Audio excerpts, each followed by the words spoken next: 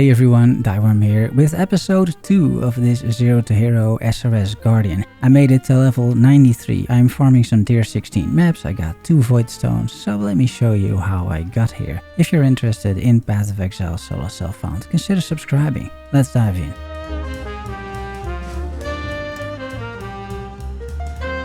I start the day with a safe house, the first since the rework. I kill the guys and then get a corrupted item which I can roll. Kind of fun really. I also roll a regular item and this is great if only I use the evasion gear. Gambling remains a good source for upgrades for now, and after a bit of coloring and bench crafting you can see my upgraded gloves and helmet. I 5-link a 6-socket armor energy shield base, slam an essence on it, and after some coloring this is another upgrade. A little later I find a +1 minion helmet with a field modifier, although I don't have too much luck on this one. This ring looks a lot better in that regard. Still, this helm is an upgrade, and while I'm at it I benchcraft an amulet I found from the ground with plenty of attributes. I find a mercenary with a +1 skills fire amulet, we'll come back to this in a little bit. I farmed enough quality flasks to turn those into glassblower's bubbles and automate my 4 flasks. I get an offering of the goddess from a trial. I hire a mercenary with both grace and aspect of the spider, which both complement my auras nicely. I bought Kirak's pass, so the rest of the video I will be floating. I make it to the black star and she goes down without too many issues. I was struggling for a while around the tier 12 maps, but after simply leveling and getting gem levels and getting better mercenaries, you will overcome that part of the game. I find it the typical thing in solo self-found around,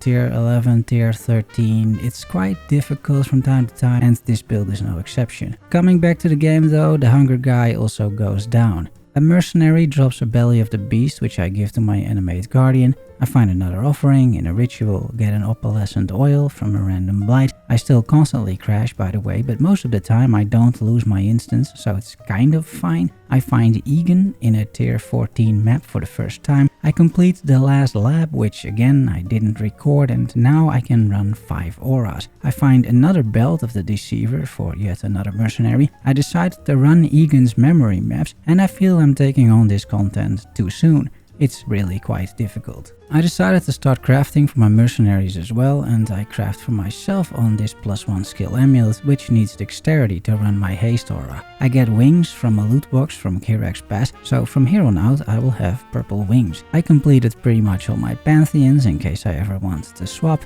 I tried a 6-link chest piece, but I'm not lucky yet. I do find the Coward's Trail from a Kirak mission though to make up for that. To give you a bit of an idea on what these mercs mean for tier 16 map bosses, they do take quite some time to kill. After some time he drops the invite for the first void stone, and also tier 16 abyss bosses with 40% chaos res, because it seems the hybrid chaos craft was removed, are quite a challenge. Fortunately, I get what I'm looking for, plus a 2 Abyss Jewel unique boots, the Bubonic Trail. It gets better though, because the Darkness Enthroned rolled 95%. I gamble a bit more to fix my Chaos Res issues, and then it's time for the Void Stones. First the Eater of Worlds, and then the Searing Exarch, where I of course disconnect mid-fight. I continue the Secrets of the Atlas storyline, and I'm quite impressed with both the lore and the boss fights. I'm still a bit under geared for this content, but I do manage to kill all the quest versions of the 3 pinnacle bosses, and I get some very interesting uniques. The only thing I'm not a big fan of is that you need to press more buttons to get the buffs from the battles, and this you need to constantly do.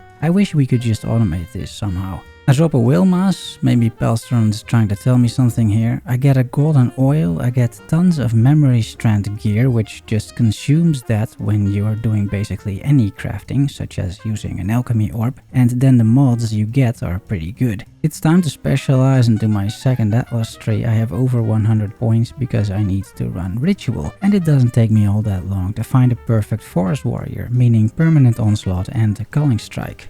I drop a Dying Breath, which goes of course to my animate guardian, and a bit later a Wind Scream, which gives me another curse to use. I get the first seer and decide to take this sword with too much flat damage. I'm sure someone smarter than me is gonna figure out a mercenary for that. I do more 6-linking attempts, but to no avail. I gamble myself a pretty good shield, and after some crafting, this brings my block to 65 and spell block to 60, which is decent. I get my first field chaos orb. Welcome back, you have been sorely missed. Sometimes the game looks like this, and it's a good thing. I always play with sound on, so I recognize orbs exploding. I then decide Quirtok the War Priest will be my weapon of choice as he uses generosity. I gamble him a mace as that is the only weapon he will use. And let me show you my character and mercenaries in game just like yesterday.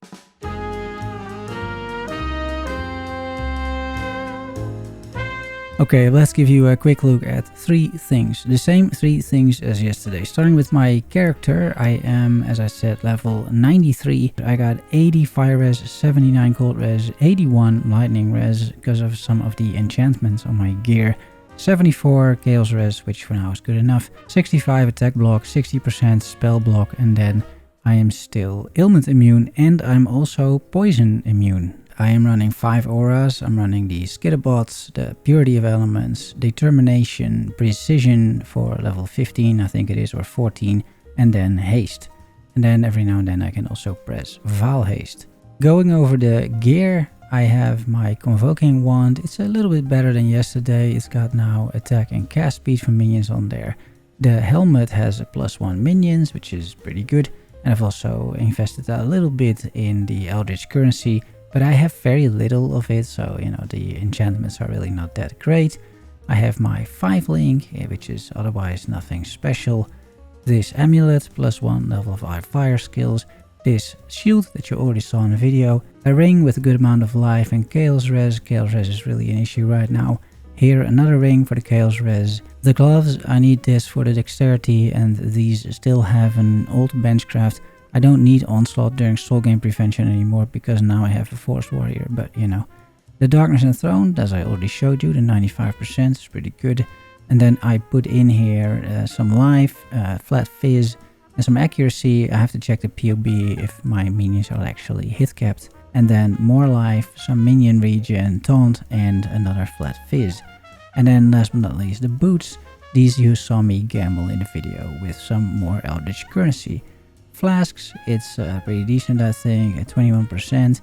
And then automated, granite, quicksilver, jade and quartz. In terms of specters, maybe you can see it, I have the Force Warrior, that's one guy over here, and I have only a Carnage Chieftain left. I'm still using only 2 specters, which is also completely fine. And then my animated Guardian, maybe you can tell, but he's wearing a Dying Breath, he's wearing a Belly of the Beast, he's wearing the Windscream shoes, and then he has some other gear as well, but that is really not that important I think. And then let me get over my mercenary. If I press V, I will bring him up. So this is the mercenary I'm using. He has 3 6-linked abilities: Smite, Beacons of Faith and Holy Relics. And yeah, this works out pretty well. This is a lot of healing, this Holy Relic.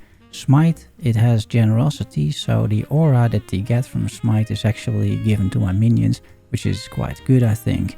And then the Beacons of Faith, you know, it's more, these are these balls that explode on the ground, which is quite good. He raises a Spectre, I haven't really ever seen this to be honest, but you know, visual clarity on this build is not amazing. And then Consecrated Path and Flame Dash.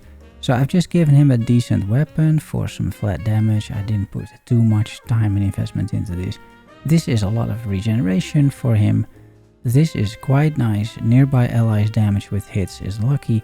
This means my whole army is basically lucky. This shield I think should work. It gives increased effect of non-curse auras from your skills on your minions. I think this is pretty good.